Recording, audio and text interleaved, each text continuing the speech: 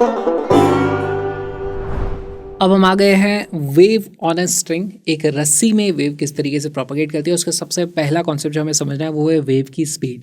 तो जब भी रस्सी में वेव की स्पीड होती है वो उस रस्सी की प्रॉपर्टीज़ पर भी डिपेंड करती है, और वो डिपेंड करती है कि हमने उस रस्सी को कितनी ज़ोर से खींच रखा, उसमें कुछ टेंशन होगी तो उसके हिसाब से वेव की स्पीड होती है। और वेव की स्पीड का जो फॉर्मूला है, हमारे पास स्पीड का फॉर्मूला होता है v is equal to under root of tension t divided by mu. यहाँ पर ये म्यू क्या हो जाएगी, लीनियर मास डेंसिटी। डेंसिटी क्या हो जाएगी, किलोग्राम पर मीटर में। ठीक, तो स्ट्रेट फॉरवर्ड फॉर्मूला, इसको याद कर लो। अब इससे बेस क्वेश्चन किस तरीके के आ सकते हैं, मान लो हमारे पास इस तरीके से एक रस्सी है और वो कॉम्पोजिट रस्सी है ना, यहाँ पर मोटी रस्सी है, इसका रेडियस है 2r, इसकी डेंसिटी भी ज़्यादा है, यहाँ पर रेडियस कम है, डेंसिटी भी कम है, और इसमें टेंशन t लगी हुई है। ठीक है, तो यहाँ पर अगर मैं इसमें कुछ वेव रहेगी तो वो यहाँ से आएगी और इस दूसरे मीडियम में जब आएगी तो उसकी वेलोसिटी अलग अलग हो जाएगी।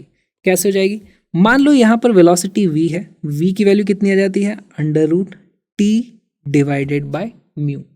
अब म्यू यहाँ पे मैं कैसे कैलकुलेट कर सकता हूँ, देखो म्यू की वैल्यू होती है मास पर यूनिट लेंथ, है ना, मास पर यूनिट लेंथ। मास कितना हो जाएगा, मास हो जाता है हमारा डेंसिटी इनटू उसका क्रॉस सेक्शनल एरिया, वो कितना हो जाता है pi r square into length l divided by length, इस तरीके से। तो यहाँ एल से एल कट जाएगा और म्यू की वैल्यू कितनी आ रही है, रो पाई आर स्क्वायर। तो इस तरीके से आपको फॉर्मूलों को कन्वर्ट करना भी पड़ सकता है ना। यहाँ पे हमने फॉर्मूले को कन्वर्ट कर दिया, तो यहाँ पे अब मैं टी अपॉन म्यू ना लिख करके, क्योंकि मेरे पास आर और डेंसिटी है, देखो अब आर और डेंसिटी की फॉर्म में आ गया हमारे पास फॉर्मूला, तो यहाँ पे मैं लिख दूंगा पाई रो आर स्क्वायर।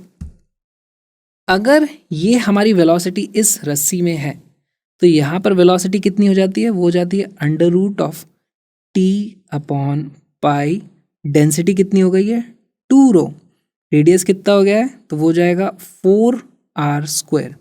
यहाँ पर इसकी वैल्यू हो जाएगी, अगर ये था हमारे पास वी नॉट तो वैल्यू हो जाती है वी नॉट अपॉन 2√2। तो इससे हमें क्या समझ में आया, ये जो थिक रस्सी है और ये थिन रस्सी है, थिन रस्सी में हमारी स्पीड वी नॉट थी, यहाँ पर स्पीड वी नॉट अपॉन 2√2 कम हो गई, यहाँ पे वेव धीरे धीरे ट्रैवल करेगी। सवाल को और मॉडिफाई किया जा सकता है, सवाल में बोल देंगे अच्छा यहाँ पर हमारे पास कुछ वेवलेंथ थी, बताओ यहाँ पर वेवलेंथ कितनी होगी।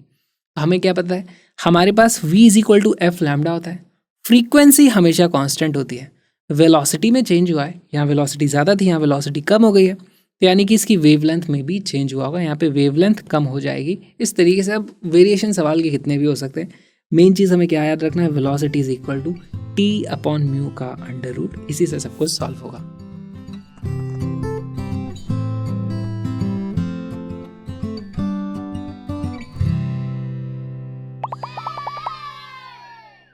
The linear mass density of a vibrating string is इतना, the transverse wave propagate along the string is described by, ये हमारे पास एक इक्वेशन है, where x is in meter, t is in second, the tension in the string is। तो आप उसको किस तरीके से ऐसे क्वेश्चंस को अप्रोच किया जा सकता है, देखो यहाँ पर हमें एक वेव की इक्वेशन दी हुई है और टेंशन पूछी है, तो टेंशन और इक्वेशन का कोई लिंक तो हमें नहीं पता, हमें पता है टेंशन और वेलोसिटी का कुछ हमारे पास फॉर्मूला होता है। तो देखो हमारे पास वेलोसिटी होती है under root t divided by mu. इस इक्वेशन के ज़रिए मैं k और ओमेगा की मदद से पहले वेलोसिटी पता करूंगा, म्यू मुझे दिया हुआ है तो मैं टेंशन पता कर सकता हूँ, टेंशन पता कर लूँगा तो फिर मुझसे ये भी पूछा जा सकता है भाई यहाँ पर बताओ मास कितना था, है ना, और भी बहुत तरीके के वेरिएशन हो सकते हैं। तो अब वीडियो को पॉज करो, क्वेश्चन को सॉल्व करो।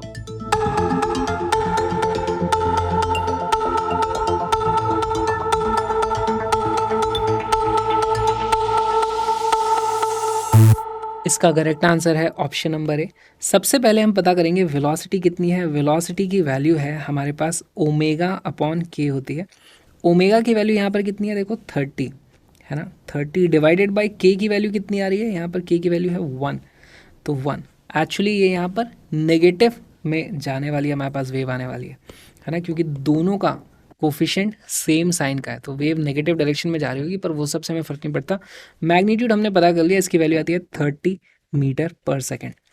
टेंशन हमें पता करनी है, राइट, टेंशन की वैल्यू कितनी हो जाएगी, वो हो जाएगी वी स्क्वायर टाइम्स म्यू, इसकी वैल्यू रखो 30 का स्क्वायर 900 इंटू म्यू की वैल्यू कितनी दी है 1.3 into 10⁻⁻⁴ which is equal to, ये आ जाता है 1.3 इंटू 9, 13 इंटू 9 होता है 117, 117 डिवाइडेड बाई 10⁻³ ये वैल्यू आ जाती है 0.117 न्यूटन के बराबर। अप्रॉक्सीमेटली हमारे पास आंसर आ जाता है 0.12 newton. Option number A is our correct answer.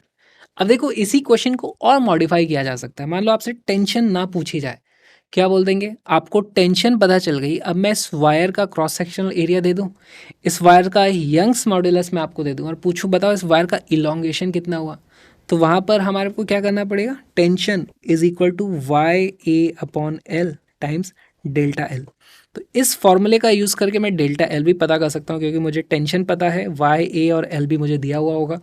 तो बहुत सारे मॉडिफिकेशन यहाँ पे किया जा सकता है। खास बात क्या है, वेलोसिटी का फॉर्मूला हमें इस तरीके से पता होना चाहिए। ये जो छोटा सा वीडियो आपने देखा वो एक छोटा सा पार्ट है एक बहुत ही प्यारे से क्रैश कोर्स का। उस क्रैश कोर्स में 40 दिन में हमने पूरी की पूरी 11th और 12th की फिजिक्स को कंप्लीट कर लिया विद कलरफुल ग्राफिक्स। 2 घंटे की क्लासेस हैं, link is in the description, उसको जरूर चेकआउट करो। साथ में आपको देखना पड़ेगा मेरा व्लॉगिंग चैनल, पढ़ाने के अलावा मैं क्या क्या काम करता हूँ। सोच रहा हूँ पूरे इंडिया की रोड ट्रिप कर लूँ, तो उसका लिंक भी डिस्क्रिप्शन में, उसको भी ज़रूर चेकआउट करना।